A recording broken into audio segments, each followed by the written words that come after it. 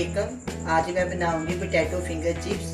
Potato finger chips के लिए चाहिए आलू, चावलों का आटा और नमक। ऑयल तलने के लिए अब मैं आपको बताती हूँ। ये मेरे पास साफ रुमाल है, इसके ऊपर मैं पोटैटो को डालूंगी इसकी मदद से, जिसका पानी खुशक आ जाए। इस तरह ये खुशक हो जाएगा।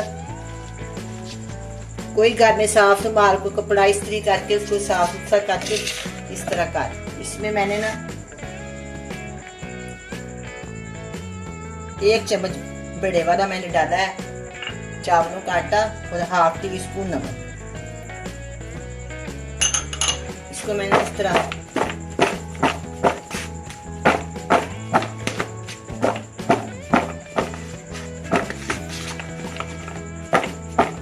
सारे पोटैटो के ऊपर जो लग जाएगा ना, तो मैं कढ़ाई में ऑयल डाल के इसको फ्राई कर दूँ। इससे जरा जो खस्ता बनते हैं।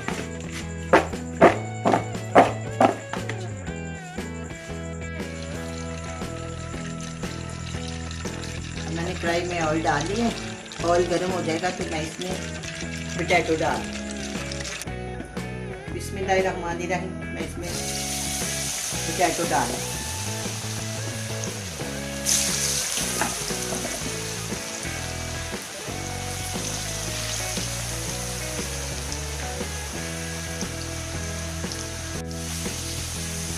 अब मैं इसको थोड़ा ठहरा लेती हूँ, इसकी साइड बदल लेती हूँ।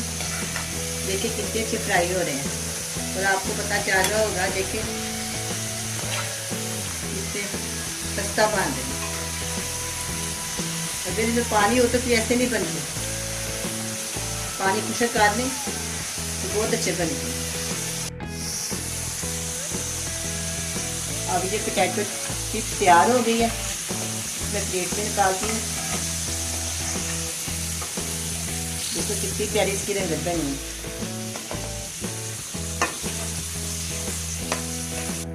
मैं इसमें और डाल दूँ।